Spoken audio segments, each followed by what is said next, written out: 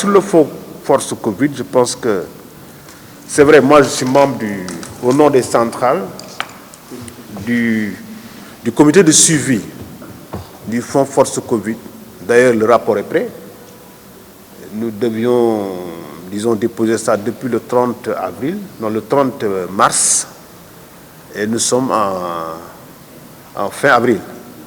Mais le rapport est prêt. Peut-être le président n'a pas eu, de par son agenda, n'a pas eu le temps de programmer ce dépôt de rapport. Ce qu'il faut retenir, en tout cas, sur le rapport, pour les travailleurs, nous avions 1000 milliards, mais les 1000 milliards, il faut dire que presque les 700 et quelques milliards devaient aller vers le soutien aux entreprises. Remise de certains impôts, aussi un fonds spécial de 200 milliards à l'époque qui devait leur permettre de s'endetter pour financer la période Covid, bon, de par l'ordonnance qui tournait autour de 3 mois. Mais comme vous le savez, cette période Covid a duré aujourd'hui 1 an. Donc, beaucoup d'entreprises n'en ont pas bénéficié d'elle parce qu'ils n'ont pas voulu s'endetter parce que déjà, ils avaient des difficultés de production et s'endetter, mais comment payer? Le reste, c'était l'argent pour maintenant les populations d'une façon générale. Ça a été, vous les avez suivis, avec beaucoup de bruit d'ailleurs, les denrées.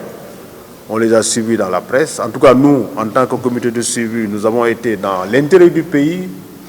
Moi, j'étais dans une délégation jusqu'à Kédougou d'ailleurs. Et nous avons demandé aux populations l'impact qu'ils ont ressenti par rapport à ce soutien de l'État du Sénégal. En un mot, en tout cas, les 1000 milliards, pour la plupart, n'ont pas été dépensés, il faut le dire, parce que le guichet 200 milliards entreprises n'a pas été vraiment dépensé, parce que beaucoup d'entreprises n'ont pas voulu en prendre. À peu près, peut-être 30 milliards ou 50 milliards ont été dépensés. Donc, la cagnotte... Ils n'ont pas voulu prendre parce que déjà, il faut dire que la procédure était difficile et aussi il faut payer. Donc c'est un endettement. Certaines entreprises n'ont pas voulu en prendre. Nous les avons rencontrés, Beidi et son staff, et les gens de la CNES d'ailleurs, mais ils nous ont dit qu'ils n'ont pas voulu prendre parce que voilà les difficultés qu'ils rencontraient déjà pour en bénéficier, et maintenant c'est une dette et ils pouvaient trouver d'autres moyens pour subsister. Donc, en tout état de cause, ce fonds force Covid, maintenant le rapport sera certainement rendu public après la rencontre avec le président.